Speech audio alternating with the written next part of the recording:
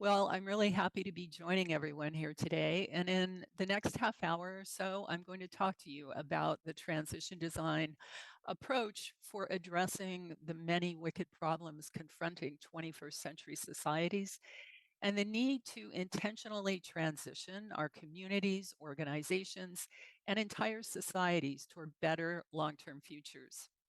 Transition design brings together two global memes. First, the idea that entire societies must transition toward more sustainable, equitable, and desirable long term futures. And second, the realization that these transitions will require intentional systems level change. Now, you can see evidence of these memes in the number of transition related projects and initiatives springing up around the world, and the recent rise of what I'll call deep systems thinking and the proliferation of knowledge, tools, and processes for understanding complex systems and systems problems. 21st century societies are facing countless complex problems, things like social and political polarization, climate change, war, forced migration, erosion of human rights, especially women's rights, the increasing gap between rich and poor, and the emergence of a small, uber wealthy and highly influential group, mostly dominated by white men. The increasing gap, designers refer to these as wicked problems. The list is very long, and these problems are so ubiquitous that we tend to think of them as global in scope and therefore a step or two removed from our everyday lives. But here's the thing: wicked problems always manifest in place and culture specific ways because of these characteristics. These problems straddle organizational and disciplinary boundaries. They're multi-scalar and multi-causal. They're comprised of multiple stakeholder groups with conflicting agendas and uneven power relations. And every solution we implement ramifies throughout the system in ways that are entirely unpredictable. It's why so many solutions fail. Every problem is unique and constantly changing. Every solution we implement changes the entire system. And perhaps the most important characteristic: wicked problems are always connected to other wicked problems in complex ways at multiple levels of scale. So, learning to see and map these interconnections and interdependencies is really at the heart of systems thinking, and we believe is the key to resolving wicked problems.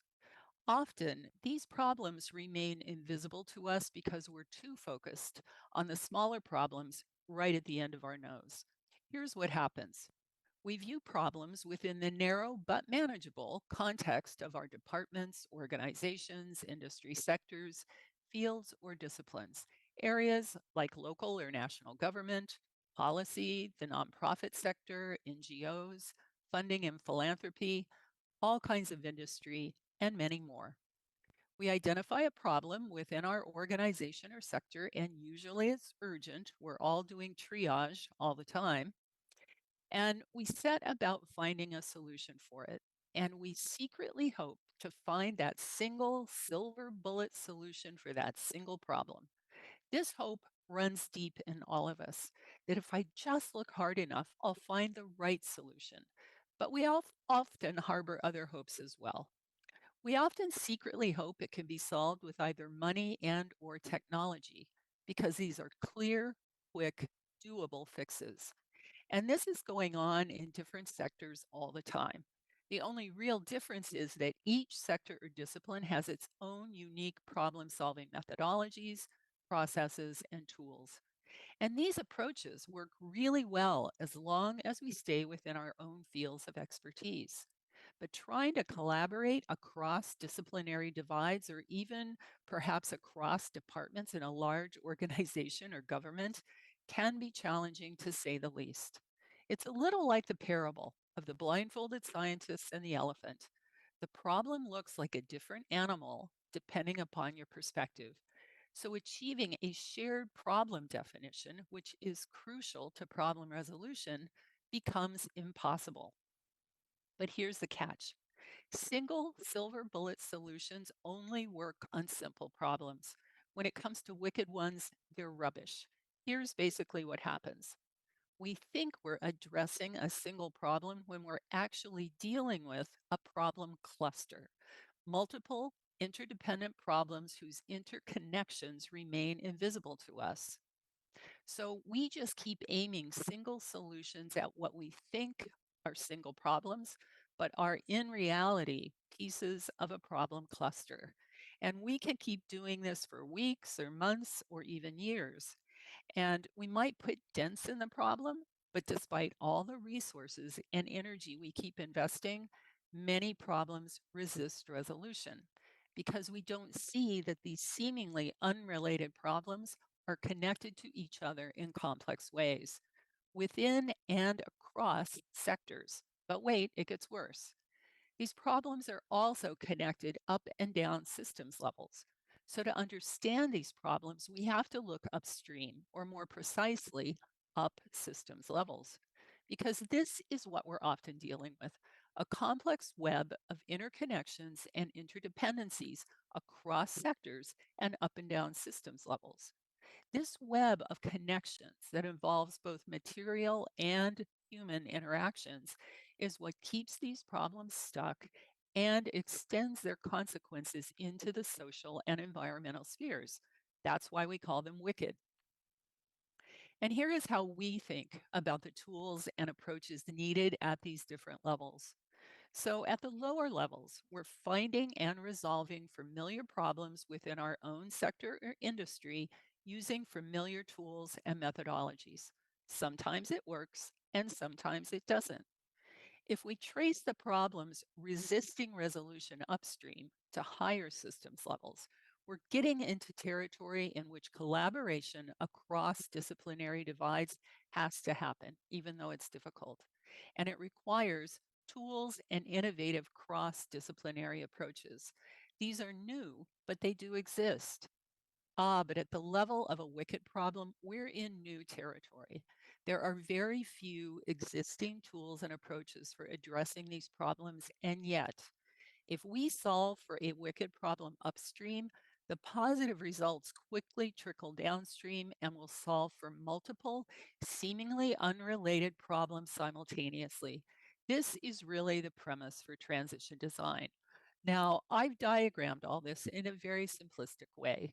In fact, I've drawn them like we think of them, little separate boxes with their own separate issues. This type of compartmentalized thinking, though, is actually part of the problem because this is more what it really looks like. Multiple sectors, industries, and fields of all sizes represented by the white bubbles, with countless interconnected, interdependent problems overlapping them in the blue and the orange bubbles. And it's this invisible and unexamined web of interconnections and interdependencies across those sectors and up and down those systems levels that keeps these problems stuck. And to complicate things even more, these problems are heating up and cooling off all the time, a bit like twinkle lights. And the trick is learning to read complex systems to see which problem clusters are lighting up at any given moment. So you get the idea. Now, in order to address these systems problems, we first need a better understanding of systems themselves, how they behave, and how they transition over time. Essentially, we all need to become students of systems. And systems are perhaps best explained by this old joke. Two fish bump into each other, and one says, "How's the water?" And the other says, "What water?" Marshall McLuhan, in his book War and Peace in the Global Village, said one thing fish know nothing about is water, since they have no anti environment which would enable them to perceive the element they live in. Systems are so ubiquitous and our interactions with them are so pervasive, we don't really see them, and therefore we don't understand them very well. Our work at the Transition Design Institute is concerned with how we can all learn to see systems and understand how they behave. So, we live in a world of systems nested within systems, nested within systems. There are transportation systems, infrastructural systems, financial, economic, and communication systems. And all of these are permeated by cultural and disciplinary norms, laws and informal practices, and general ways of doing things. And together, all of these form what are known as socio-technical systems, which are in turn situated within the natural world. And these systems are always in transition because human societies are always in transition. But these transitions have been largely unintentional, full of drift, and we only understand their ramifications in hindsight. We call it history. The question before all of us in the 21st century is whether we can intentionally transition our organizations, communities, and entire societies toward more sustainable, equitable, and desirable long-term futures. Because the long-term futures we're currently transitioning toward aren't necessarily the futures we want. But transition design argues that we can intentionally change these transition trajectories toward futures we do want. Now, I know that sounds like a monumental undertaking, but recent history taught us something about transition trajectories. Remember that all of these countries started out at more or less the same place. And we learned that because of systems dynamics, small changes in the present can make a big difference in where you end up in the future. We think that addressing wicked problems is actually a strategy for intentionally shifting the transition trajectory of our organizations, cities, and societies toward better long term futures. But in order to design for sustainable societal transitions, we need to change the way we think about problems and solutions, because that in itself is a wicked problem. We take a single solution to a single problem approach that often involves small groups of disciplinary experts solving problems as quickly and profitably as possible for relatively small elite audiences. We're looking for silver bullet solutions that hit very small targets. But wicked problems are moving targets, or perhaps big tangled messes is a better analogy. So a single silver bullet solution won't put a dent in a wicked problem. In fact, oftentimes it makes it worse because every wicked problem, as I said before, is connected to other wicked problems. So traditionally conceived solutions address only tiny pieces of something much bigger. Let me show you what I mean. So we find a problem and we set about solving it in the same way we've solved other similar problems dozens of times before. Sometimes it works, but often it doesn't. And here's why. We frame the problem in too small of a context.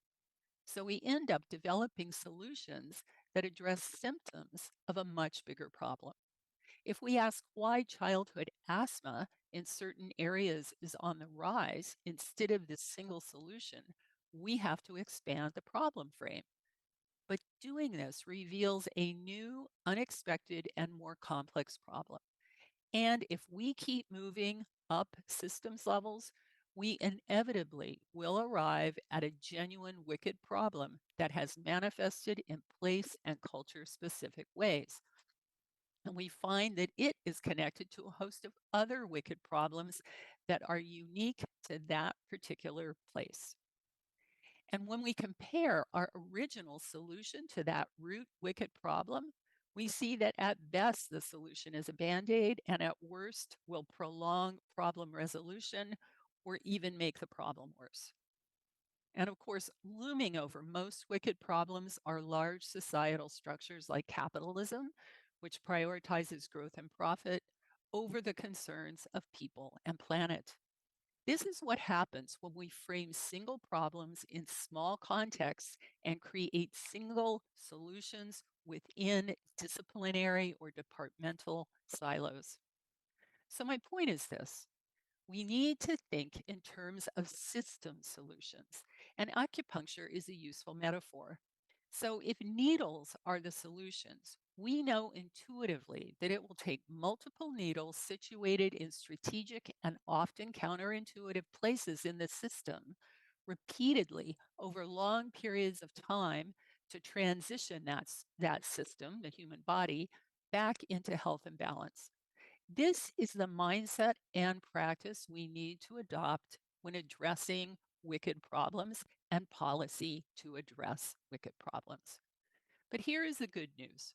Although our socio-technical systems are riddled with wicked problems that are currently directing our transitions toward unsustainable futures, these problems are rhizomatic and interdependent. And because of this interdependence, if we address any single wicked problem, the positive effects ripple throughout the entire system, solving for multiple other problems simultaneously and thereby changing the system's transition trajectory. But to leverage these systems dynamics, we need to frame wicked problems within much larger contexts than we normally would. And we need to banish the thought of single solutions to single problems.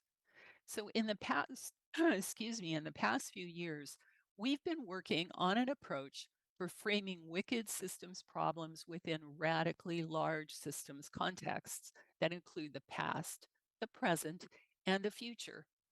And we do this by working with the stakeholders connected to and affected by a particular wicked problem. So we're leveraging the wisdom that is already within the system by gathering stakeholders' knowledge about the problem and their hopes for its resolution. Their responses in a workshop are aggregated into a series of maps that together create a systemic understanding of that problem. And these maps function a bit like the acupuncture map. And it helps us do two important things. First, identify leverage points within the system, places where solutions have the potential to solve for multiple issues simultaneously. And second, to guide the solutioning process over the years-long transition toward problem resolution. Now, I'm going to show you some tangible examples from a recent project as I walk you through just a few of the steps in the transition design approach. For the past few years, we've been working with the NASDAQ Center and 8 other research partners to address the wicked problem of a lack of funding for minority entrepreneurs in the US and the UK. Now, you can read more about the project on the NASDAQ Center website, and I made a series of 6 videos which go into greater depth on each of the steps. The work involves bringing together as many stakeholder groups as possible who are connected to and affected by the wicked problem. In step one, each group maps the myriad interconnected issues that make the problem wicked and keep it stuck, but from their group's own point of view. We then aggregate these different and opposing perspectives to form a systems view of the problem, and that also does two important things. It facilitates an understanding of the problem among stakeholder groups. And second, it enables us to identify zones of opportunity where solutions, or what we call systems interventions, have the potential to solve for multiple issues simultaneously. But to do this, we need to understand the system's dynamics within this systems problem. Especially, we need to understand that rates of change are different between archetypal societal sectors in which solutions are always implemented. So think of wicked problems as constellations of interconnected issues that always arise within these 5 archetypal sectors of society. Any solution we implement is always situated within one of these sectors, whether we realize it or not. But because each sector has its own anatomy and rate of change, and they are connected to each other in complex ways, these dynamics of change need to be taken into consideration when designing system solutions. We created this diagram to help explain the relationships between these archetypal sectors of society and how they affect the efficacy of solutions. So because of these systems dynamics, we need to develop entire solution ecologies around a keystone solution such as policy. And by ecology, I mean solutions situated in multiple sectors that are interconnected in ways that amplify and scaffold each other.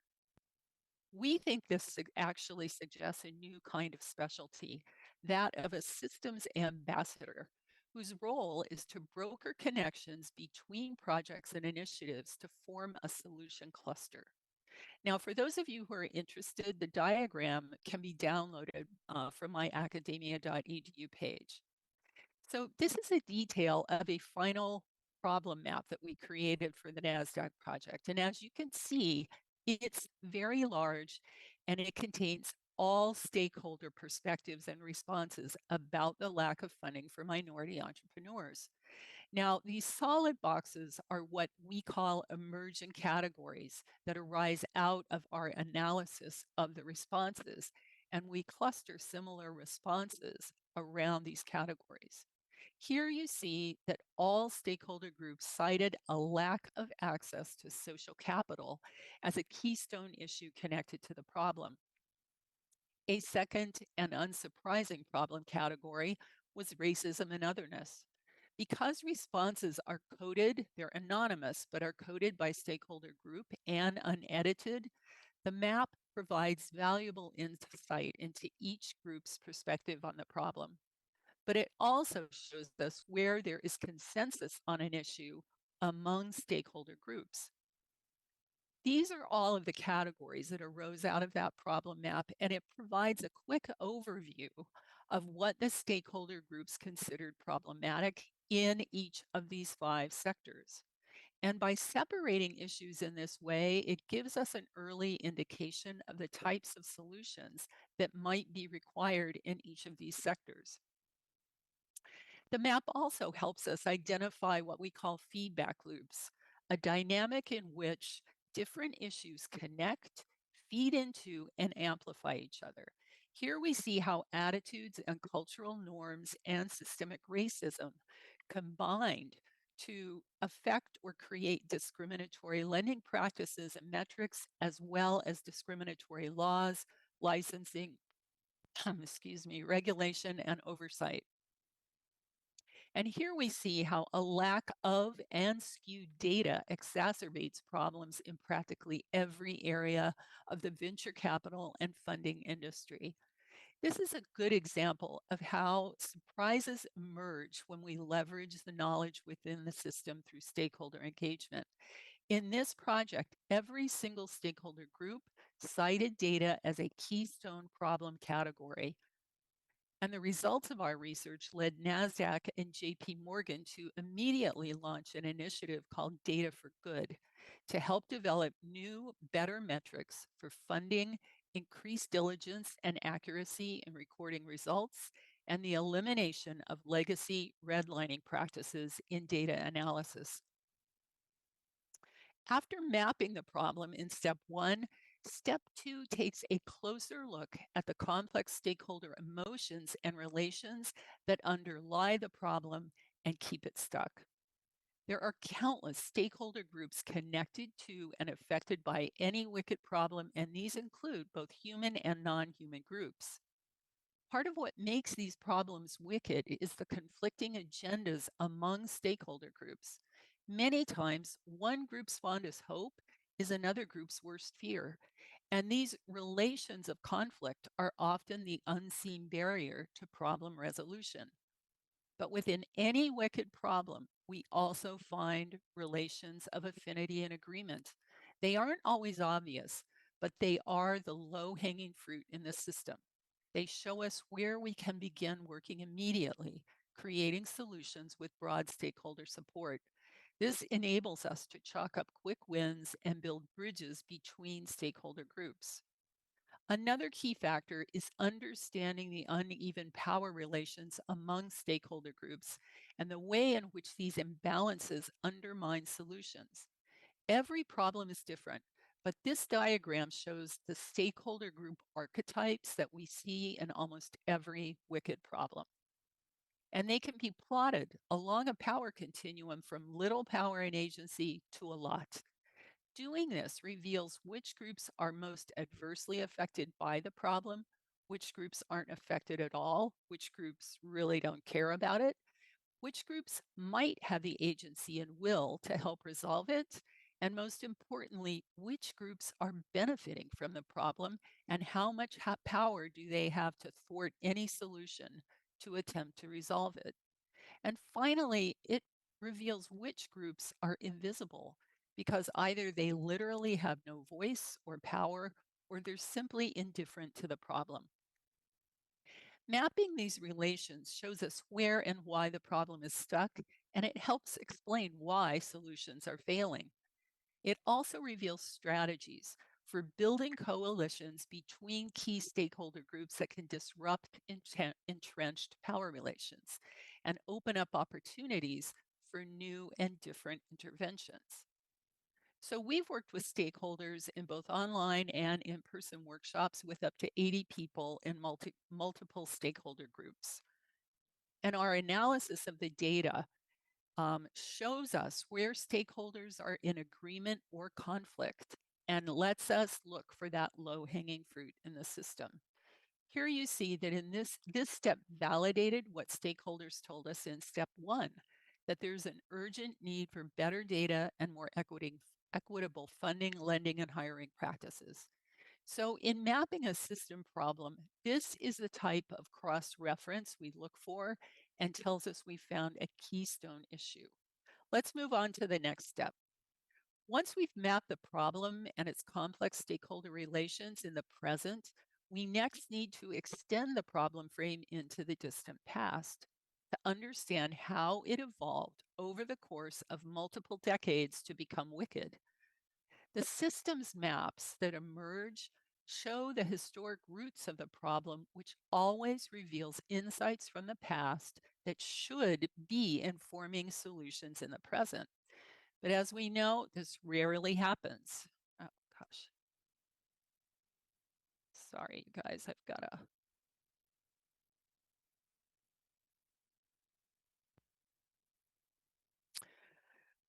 So after we've mapped the problem in the past, we next extend the problem frame into the distant future, and we ask stakeholders to think deeply and creatively about that future by asking them what they want to transition toward.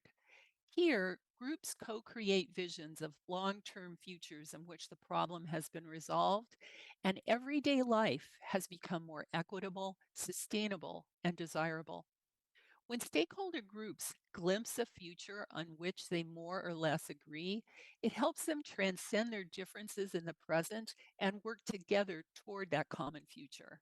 Stakeholder visions can also become databases of ideas about the future that can inform tangible system solutioning in the present. So we ask stakeholders to imagine the future within the context of everyday life at 6 different levels of scale: the household, the neighborhood, the city, region, nation, and planet. Their perspectives are aggregated into a large future vision map that resembles the problem map from step 1. We also take the same unedited stakeholder responses and cluster them around these emergent vision categories. So these maps not only provide a vivid picture of the future that stakeholders want at different levels of scale, but they also contain countless concepts for solutions that can be implemented right now in the present. Because each response is coded to a specific stakeholder group, we can easily see where stakeholder visions are in alignment and agreement. And here's the thing, we always see more alignment in these future visions than we see differences. So future visions from the NASDAQ project fell into 3 distinct categories: visions that centered around improving the quality of life, visions related to entrepreneurship and funding equity, and visions that contain tangible solution ideas that could be used in the present. Now, because time is short, I'm going to skip what would be the next step, which is about designing for the years-long transition toward that desired future. And I'm going to go directly to the last step, in which we design entire ecologies of system solutions to address a wicked problem. Now, this differs from traditional problem-solving approaches because these solution clusters are informed by both the present and the future. We developed a solutions matrix, which challenges people to develop diverse solution ecologies. So the vertical axis corresponds to those societal sectors from the problem map and challenges stakeholders to think specifically about where interventions should be situated. The categories in the horizontal axis correspond to the levels of everyday life that were used in the visioning exercise. This challenges stakeholders to develop holistic visions and think about the level of scale at which a solution would be most appropriate and effective. We developed this teaching example working with the wicked problem of COVID-19 in the US. The solution ecology you see here is comprised of very diverse solution proposals in order to address as many key issues related to COVID-19 as possible. We began building the cluster with three solution categories. Category 1 is about solutions that address deforestation and the origin of zoonotic diseases. Category 2 looks at needing to increase self-sufficiency in households and neighborhoods during a pandemic. And category 3 looks at solutions that address the economic vulnerability created by the pandemic. All of these issues and many more are part of the larger wicked problem of COVID-19. Now, note that specific solutions have been situated in different sectors at different levels of scale, and that the concepts for these solutions are different yet complementary. Now, this is a skill that needs to be developed when designing systems interventions, this complementarity. Once we developed a foundation cluster that can include both new and existing projects and initiatives, we added others around it to create a solution cluster, and we populated all 5 societal sectors at 6 different levels of scale. Now, it's important to say that a group like yours might begin the process with a keystone policy concept, but then begin to scaffold it with multiple other solutions to form a true ecology. So notice that in this matrix, the connection between the projects has been explained, and it's every bit as important as the solutions themselves, because only a solution cluster like this will have enough traction to destabilize a wicked problem and jumpstart the transition toward its resolution. Okay, I'm nearly out of time, but I want to leave you with 2 final thoughts. The first is this: the approach I've outlined here is not a linear one-off process. Addressing a wicked problem is not like running a sprint. It's like running a marathon, or perhaps better put, a relay race. It's an ongoing cycle of problem mapping, future visioning, and system solutioning. And then we're waiting to see how the system has responded to our interventions. And the last thing I'll say is that we think the accepted way of establishing metrics for success doesn't work very well when it comes to wicked problems. It usually involves small groups of experts defining narrow parameters that are imposed upon a system comprised of diverse stakeholders who will continue to have conflicting agendas, needs, and ideas about what success looks like. So we're working to add another step to the approach in which each stakeholder group defines what successful resolution of the problem would look like in the near term for them. Remember, they've already defined long-term success in the future vision. Okay, that's it. There's a lot more to say about this approach. So for those of you who are interested, you can find more information about transition design on our seminar website that has readings and downloadable materials. And everything we've written about the approach is also available on my academia.edu website. Thank you.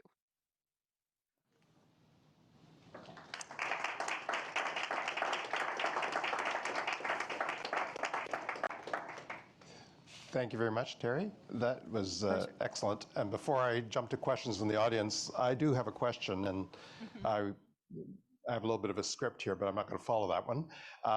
So what you've described to me is something that is long-term. It's to solve a complicated problem.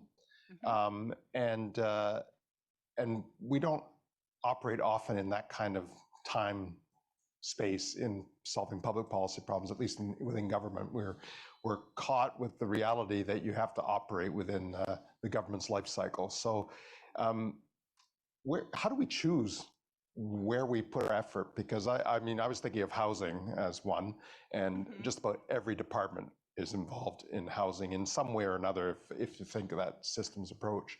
So it might be too big a problem to start off with, because you got to demonstrate success to get people to buy into the approach. So do you have a sense of how do we prioritize where we should put our first effort, shall we say? Yeah.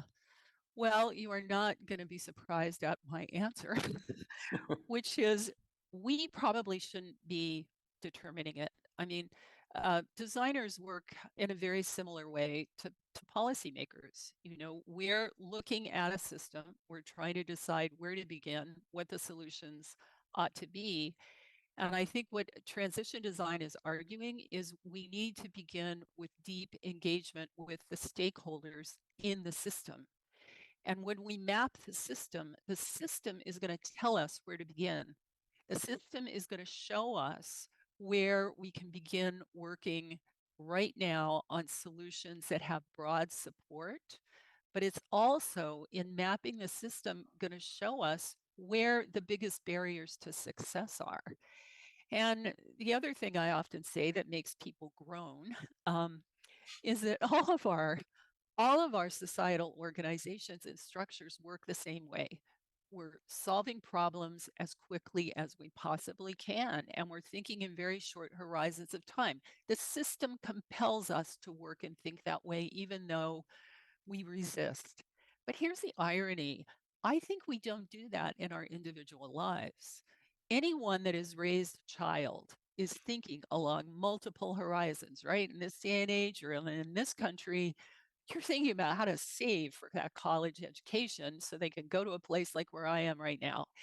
And that means foregoing only making short-term decisions. We are juggling multiple timelines, or we're thinking about our careers, you know? And so we do it individually, but collectively we do not.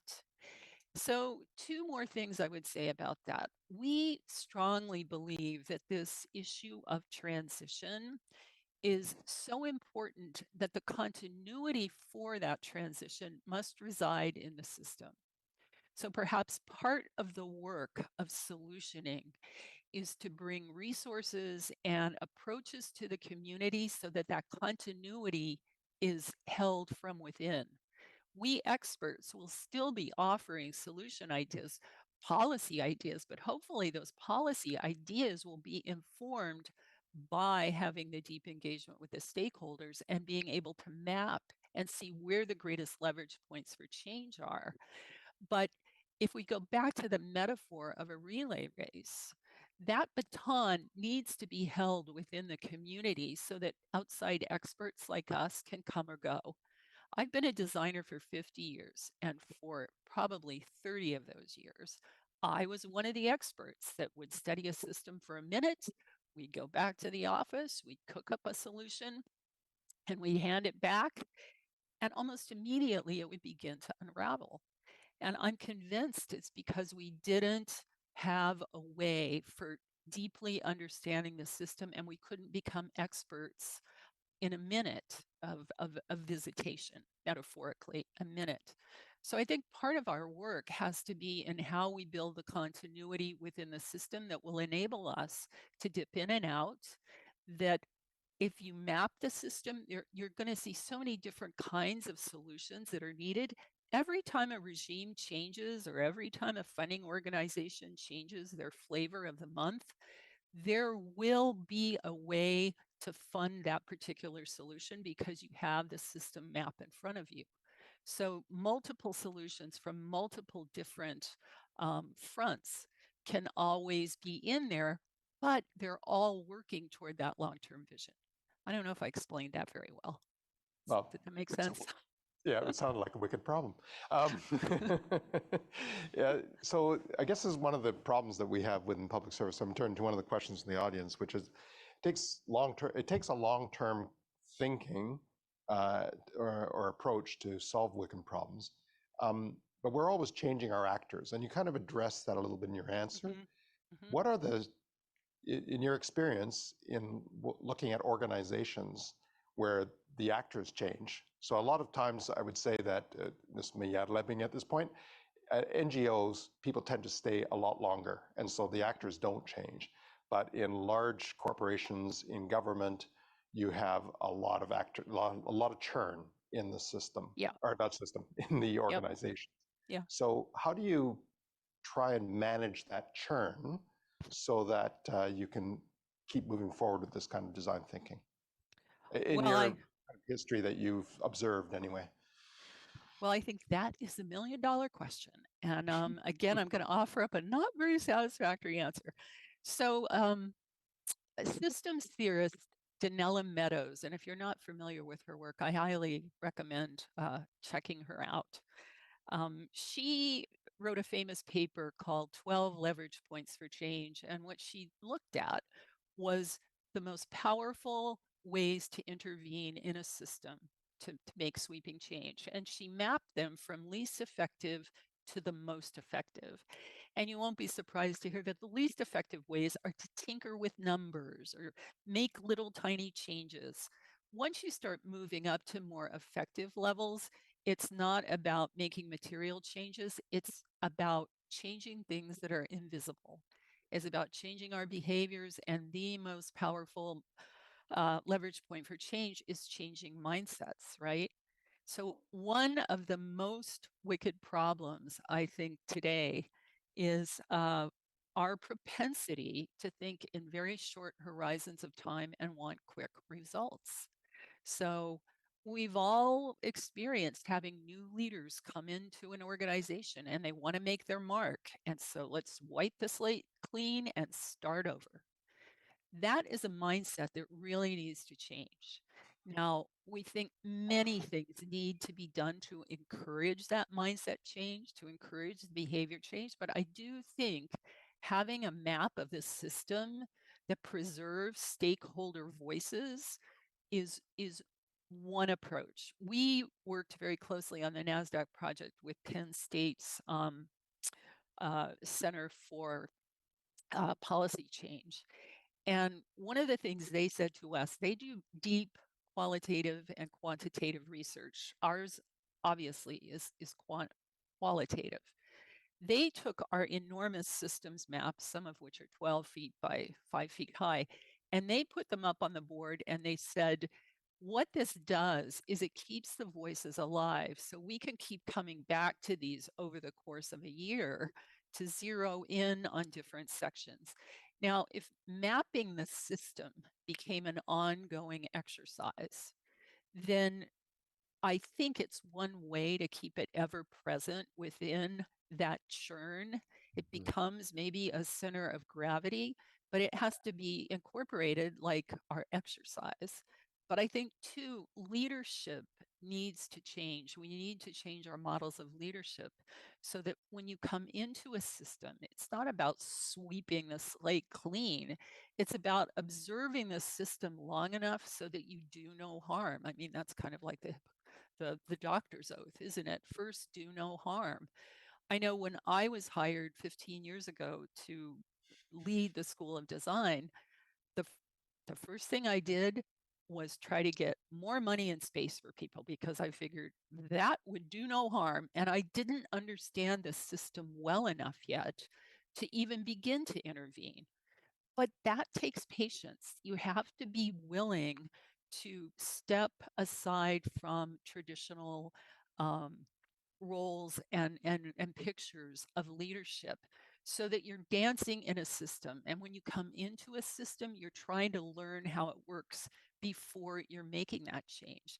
So it's both changing mindsets, and we think developing tools and approaches that will help change behaviors and mindsets. So you're working bottom up and top down. And we just keep coming back to the first thing you need to do is understand the system better, and you need to map it, and you need to talk to the people in the system. Not a very satisfactory answer, I know. So great, actually good answer, I thought. I would say that so the next question up here, again, and I'll add a little bit. So here in Canada, we operate, our system is called the Westminster model. And so of ministerial accountability, departments operate under them. And so that just naturally leads to silos. Mm-hmm. And so how do we incorporate that kind of process in that kind of culture of silo policymaking, and how do you structure to get around that? And I can tell you that this policy community that's listening to you today struggles with this every day. Yeah. Well, the good news and the bad news is we all struggle with that. I mean, silos are the way our infrastructure works. I'm embedded in one of the biggest silos that exist, disciplinary silos in a university.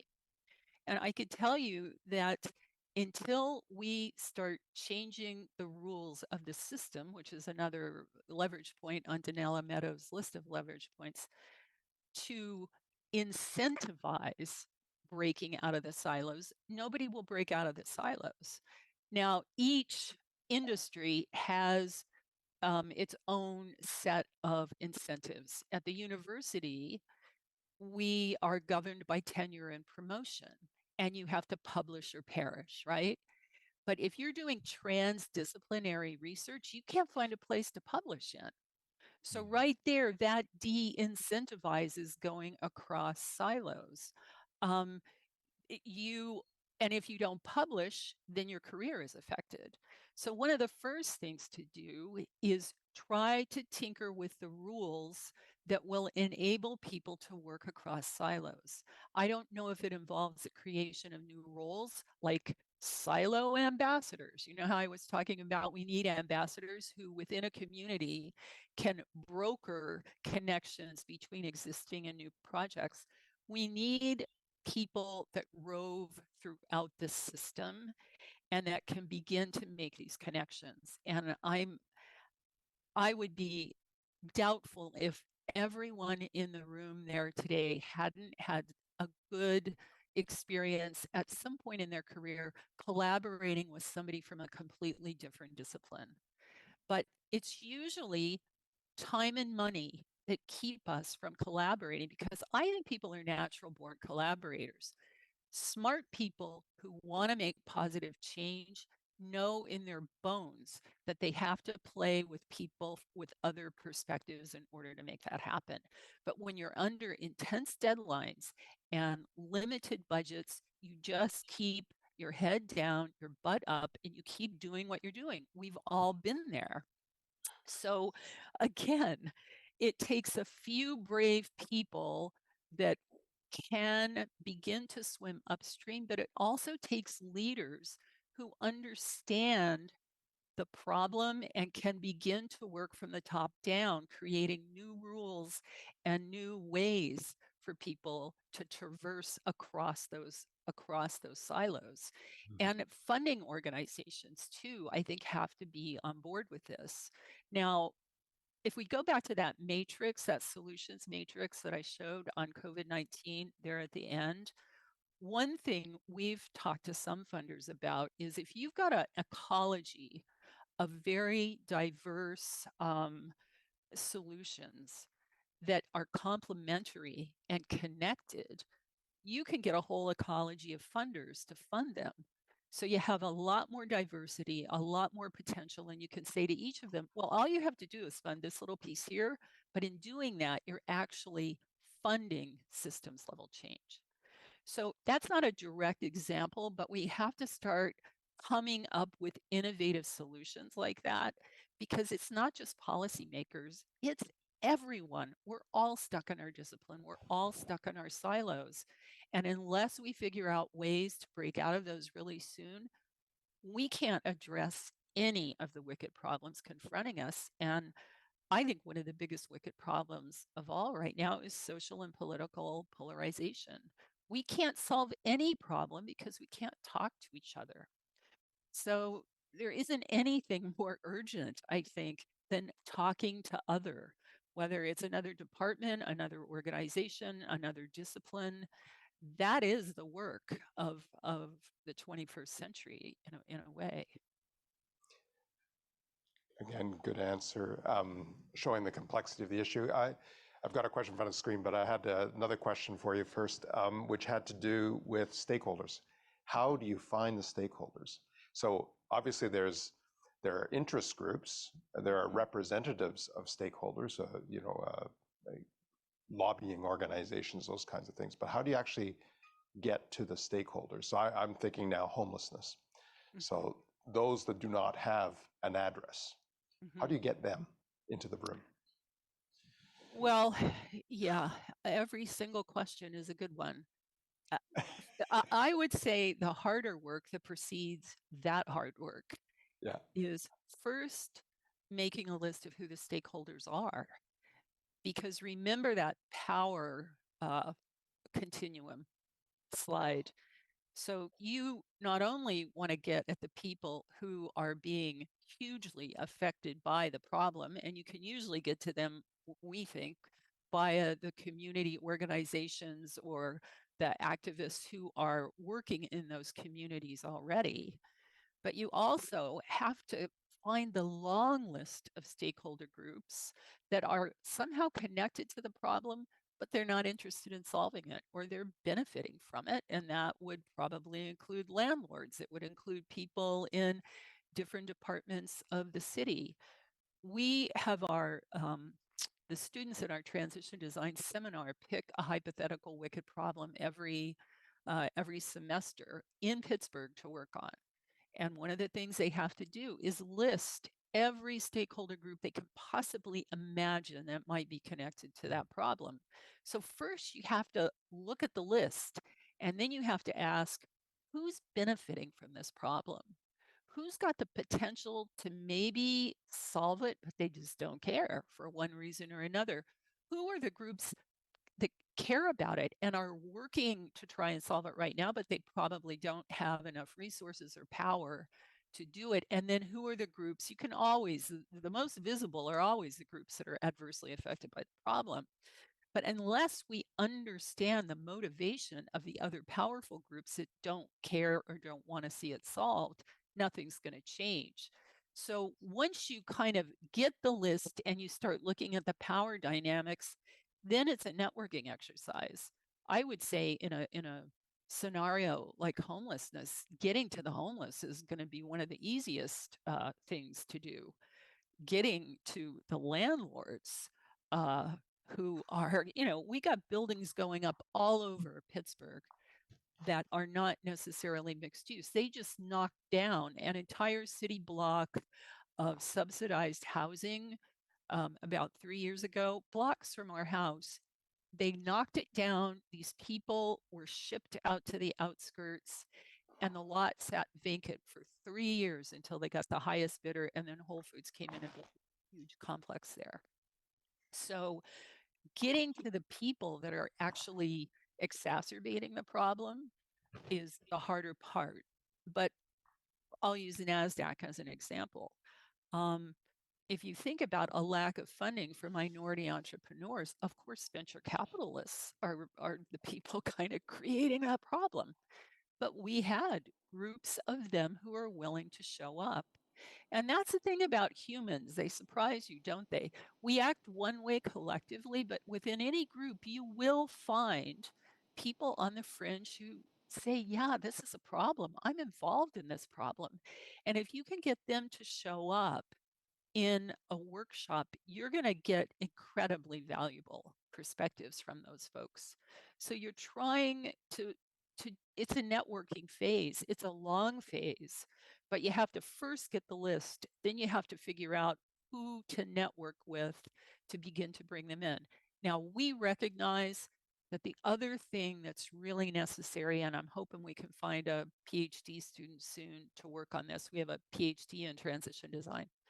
We need to find field techniques so we can get stakeholder feedback outside of the workshop format. But here's the thing about a workshop format. When you get these groups, each stakeholder group works on their own and they're brainstorming issues.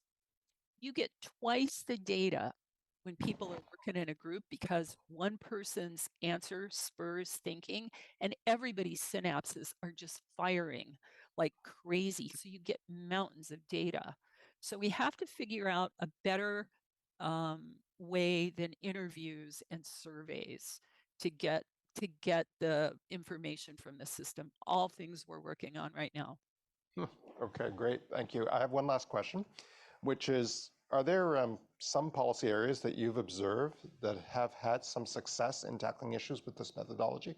So do you have a couple of examples of obviously climate change hasn't been solved, but are there areas that you've seen some success with this approach?